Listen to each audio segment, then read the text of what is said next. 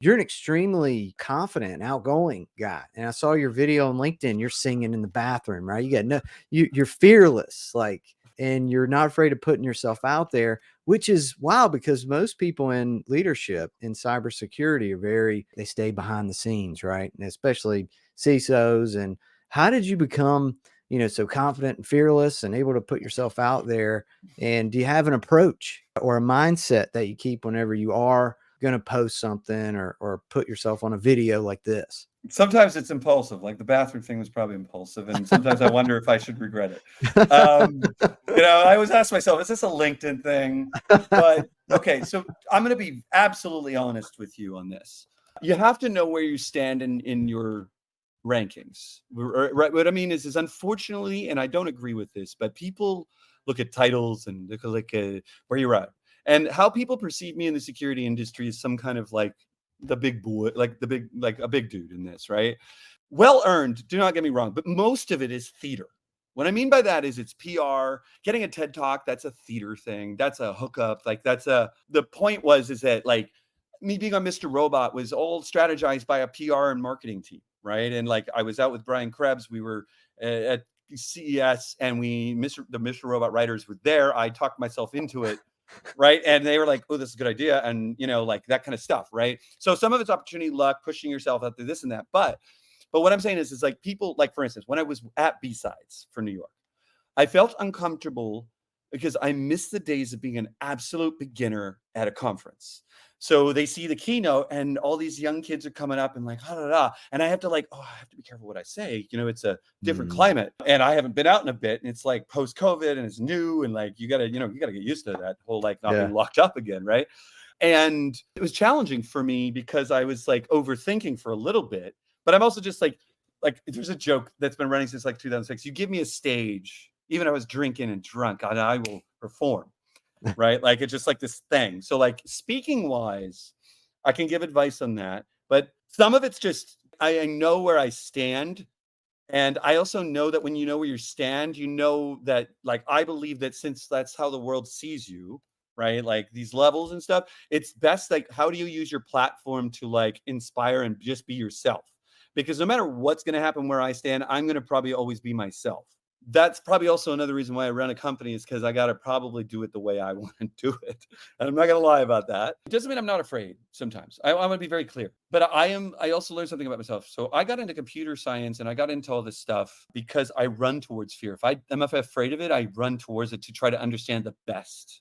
Some people, they go away from it. Those both are viable options, fight, flight, right? Freeze is probably not a viable option if there's a tiger. But fight and flight, so I am technically like, let's fight, right? Like AI came out, I'm like, let me understand this as much as I can so that I can guide people out of being not afraid of it, but understanding it. Because what kills fear is the building a bridge of understanding, right? People always ask, and this is going to sound like philosophical, but the reality is underneath of this isn't about business. This isn't about this and that. And it isn't just about perception management. It's that I look at Snoop Dogg. Let's take a look at Snoop Dogg, for instance. That guy gets paid millions of dollars for being absolutely himself. Millions of dollars. He does. He does. That you got to respect that. You're just like, he's grandpa now and all this stuff, but he gets paid for being himself, right? And that's a good lesson.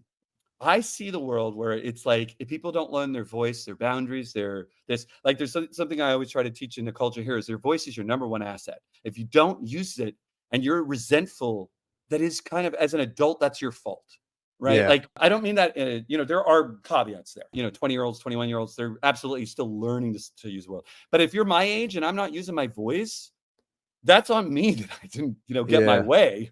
Right. And I didn't get where I wanted to go. And if I get all upset about it because I never expressed it, then that's going to make me look, I'm going to just be this mad, upset, dumb looking reactive dude. So like love, like a lot of people ask what love is, right? And love in my definition is the idea of willing to understand someone, period. Like making that effort and action to constantly understand someone, whether you're married, whether you're in workplace, whether it all falls under an idea of respect. You're taking a present moment and present time and place to like do this. So where I look at it is that if I put myself out there, for instance, when I lost my son, if you go into my history, I shared how I felt and the breakthroughs that I had through grieving, because I know I wish none of that to happen to someone, but it will happen to some people in our industry. And it wasn't about like, oh, I'm going through this, feel sorry for me. It was always posted after I went through the layer of lesson that was in that time of that moment. And I learned, okay, this is this feeling, right?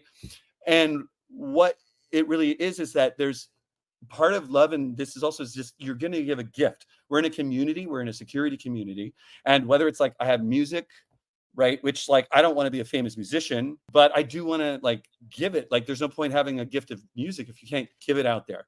And the Yeah. same is my knowledge, right? I want to share my knowledge because that's like what all the conferences are really about, is you get excited to share and learn knowledge together. It's a kind of the beautiful part about all these conferences. And so if I'm doing a keynote, I want to be the best at what I do there.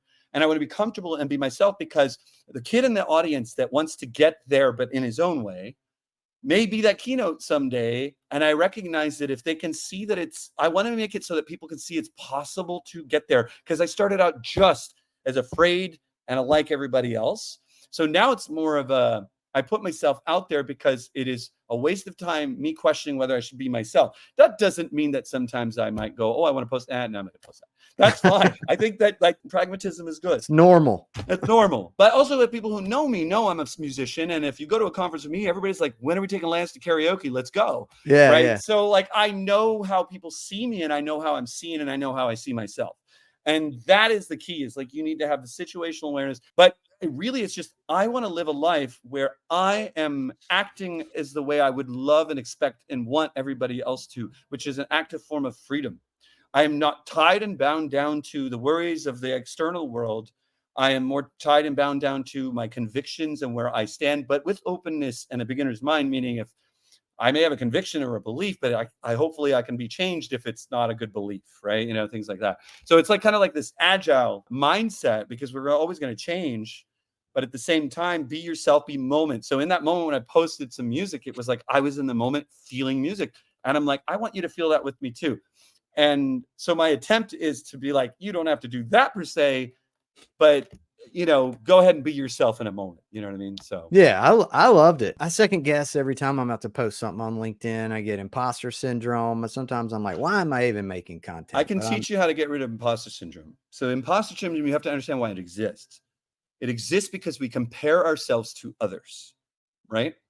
So for instance, every time you go, oh, I'm a failure in your mind or whatever it is. Now, imposter syndrome is also slightly normal, but because we have a social network of the way we are and, you know, our beauty and all these things, imposter syndrome is climbing higher and higher and higher. The reality is that in imposter syndrome, if you realize it's comparing, the only thing you should ever compare, and this is easier said than done, but is yourself from the day before. Like you should change your framework of going, when I'm in a room with very smart people, be excited, because like they're going to be very like smart, but you're also going to have something offer. Because what I think the problem with humanity is that we spend our childhood trying to assimilate and model to our parents, which is normal because that's how the world works.